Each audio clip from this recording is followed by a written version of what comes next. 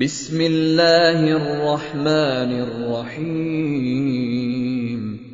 هل اتاک حدیث الغاشیہ وجوہ یومئذ خاشعہ عاملۃ ناصبہ تصلی نارا حامیہ تسقى من عين آنية ليس لهم طعام إلا من ضريع لا يسمن ولا يغني من جوع وجوه يومئذ ناعمة لسعيها راضية في جنة عالية لا تسمع فيها لاغية فيها عين جارية فيها سرر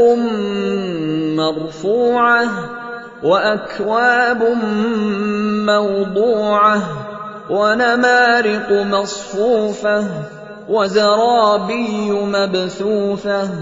بھلا تم کو ڈھانپ لینے والی یعنی قیامت کا حال معلوم ہوا ہے؟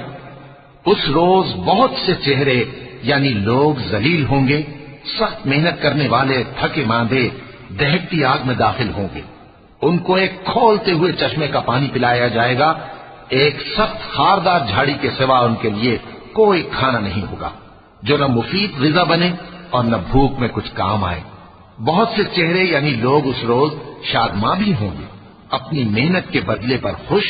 بہشت بری میں وہاں کسی طرح کے لغو بات نہیں سنیں گے، اس میں چشمے بہ رہے ہوں گے، وہاں تخت ہوں گے اونچے اونچے اور کٹورے قرینے سے رکھے ہوئے اور گاؤں تک یہ قطار کی قطار لگے ہوئے اور نفیس مسندیں جگہ جگہ بچھی ہوئی۔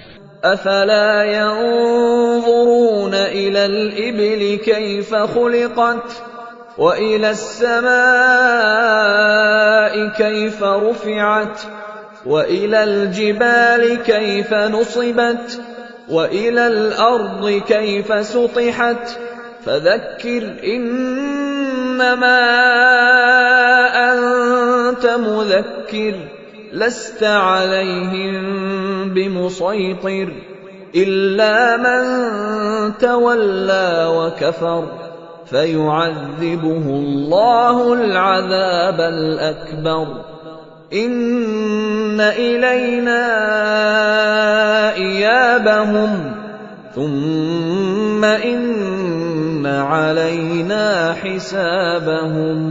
تو کیا یہ لوگ اونٹوں کی طرف نہیں دیکھتے کہ کیسے عجیب پیدا کیے گئے ہیں، اور آسمان کی طرف کہ کیسا بلند کیا گیا ہے، اور پہاڑوں کی طرف کہ کس طرح کھڑے کیے گئے ہیں، اور زمین کی طرف کہ کس طرح بچھائی گئی۔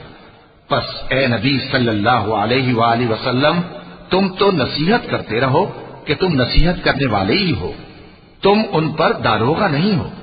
ہاں جس نے منہ پھیرا اور نہ مانا تو اللہ اس کو بہت بڑا عذاب دے گا۔ بے شک ان کو ہمارے ہی پاس لوٹ کر آنا ہے، پھر ہمارے ہی ذمے ان سے حساب لینا ہے۔ صدق اللہ العظیم۔